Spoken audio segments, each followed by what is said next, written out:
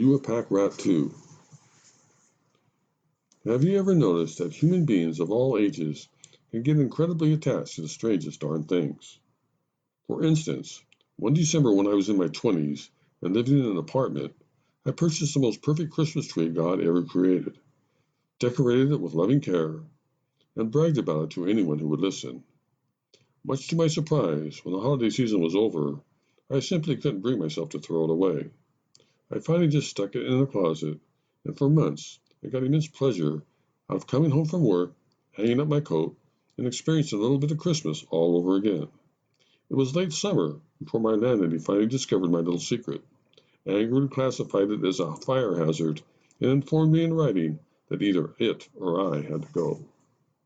Although it was pretty droopy by then, and had lost most of its needles, I still found it very difficult to toss that wonderful tree into the dumpster. In Vietnam, I was the only guy I knew in the entire 1st Infantry Division who carried his old high school baseball glove with him on every mission.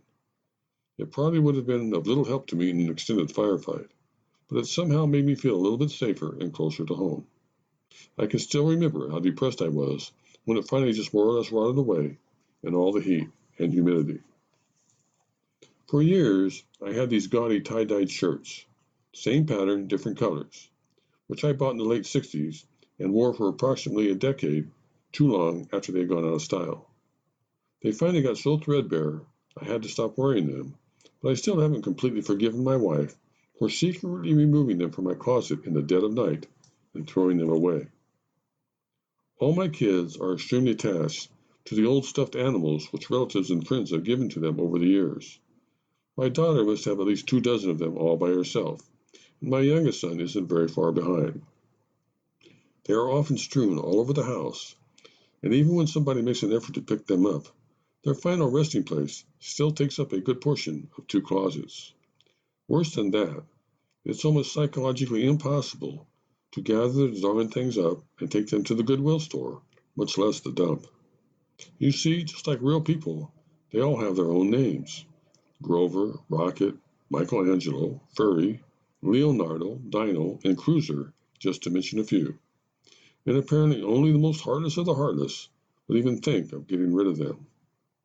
The last time I tried to pawn a few of them off on my mother to sell at one of her garage sales, my kids almost disowned me. "How could you possibly sell Binky for 50 cents?" my daughter screamed at me. Then she dramatically added, "What am I worth, $2?" Anyway, I think I probably inherited most of my weird attachments from my mother's side of the family. Granny used to pile her house high with jars of assorted cans, vegetables, fruits, and jams. Someone could have eaten around the clock for decades and never made a dent in all of her canned goods. My mother, on the other hand, has taken a slightly different direction. She likes to use any spare closet space she has to collect rolls and rolls of toilet paper. She apparently buys them by the carload when they're on sale, ever fearful that one of the stores might run out. I'm not sure, but I think this behavior goes all the way back to her days of growing up in the Great Depression, when every home in her little farming community had its own outhouse, and one got his or her TP by tearing out the pages of the Sears and Roebuck catalog. The family gold medal for irrational attachments, however, goes to my wife. No matter how hard she tries, she can simply not bring herself to part with used boxes. That's right, old boxes. She diligently collects every one in sight under the guise that she will someday use them to send people Christmas or birthday presents. Big and small, long and short, fat and skinny, they're everywhere I look. In the closets, under all the beds, out in the backyard shed, and even in countless lawn bags stacked up in the garage. And when I finally started gathering some of them up and hauling them away, you should have seen the scene she made. In fact, it was almost as bad as the one I made when that old witch of a landlady of mine tried to drag my beloved 9-month-old Christmas tree out of the closet on a 105-degree August day in 1973.